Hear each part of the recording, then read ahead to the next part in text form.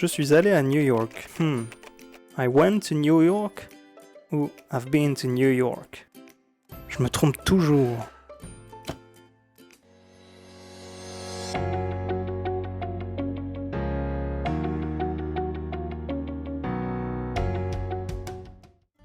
Pour maîtriser le prétérit en anglais, il faut savoir quand l'utiliser, comment le conjuguer, en connaître les exceptions et s'entraîner. C'est parti! Le prétérit est le temps de la narration. Cela signifie qu'on l'utilise pour parler de choses qui sont passées et terminées. Pour parler d'un événement passé qui n'est pas terminé, on utilisera le present perfect. Le prétérit peut être traduit par du passé simple, du passé composé ou de l'imparfait. On est bien avancé. Mais le contexte et la connaissance du français permettra de savoir quel temps utiliser. Il y a quand même une astuce qui nous permet de le reconnaître. Le prétérit est souvent accompagné d'un terme qui nous montre que l'action est finie, comme une date ou un lieu. Par exemple, He learned English at school. Ici, l'usage du prétérit plus du terme at school, à l'école, nous montre que c'est un événement fini. I saw Mary on Tuesday. Bien souvent, lorsqu'il y aura un jour passé, on utilisera le prétérit. I bought a guitar in London. Shakespeare died in 1616. Ici, tous les termes en gras qui indiquent un lieu ou une date, combinés avec le prétérit, sous-entend que l'action est finie. On peut aussi utiliser le prétérit avec l'aspect en be plus verbe en ing. Dans ce cas-là, on parlera d'une action en cours de développement, dans le passé, mais qui est finie. Il s'utilisera bien souvent en contraste avec le prétérit simple. Par exemple, I was driving when the bus had an accident. Je conduisais lorsque le bus a eu un accident. On remarque qu'en français, on privilégie souvent deux temps différents. L'imparfait traduit souvent le ing, tandis que le passé composé traduit souvent le présent simple. On conjugue le prétérit en ajoutant ed au verbe à toutes les personnes. Par exemple, avec le verbe jouer. I played, you played, he or she played, we played, you played, they played. C'est extrêmement facile.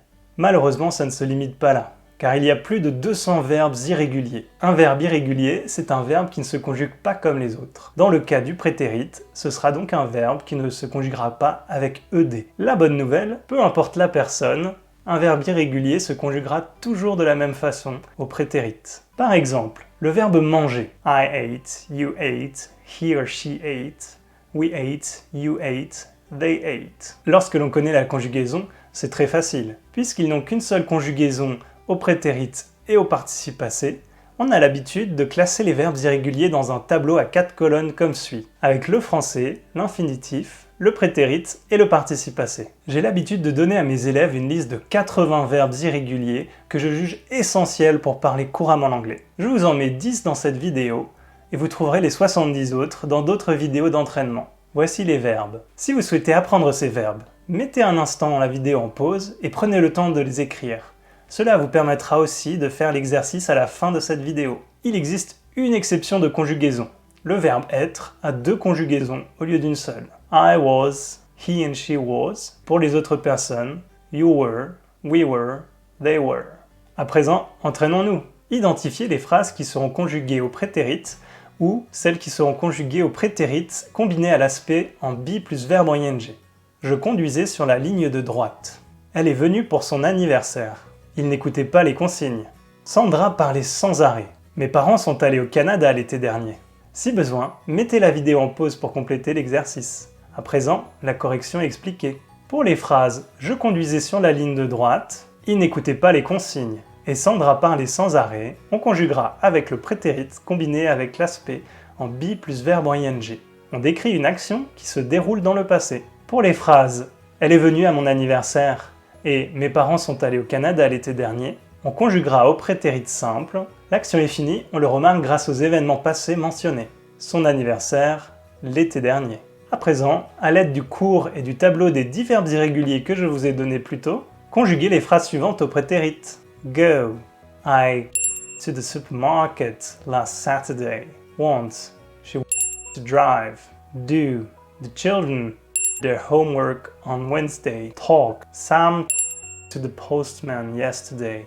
Have. Tom had a French test this morning. Si besoin, mettez la vidéo en pause pour compléter l'exercice. À présent, la correction expliquée. Pour les phrases She wanted to drive et Sam talked to the postman yesterday. Ce ne sont pas des verbes irréguliers, ils ne figuraient pas dans la liste des 10 verbes que je vous ai donnés, il suffisait d'ajouter ed au verbe.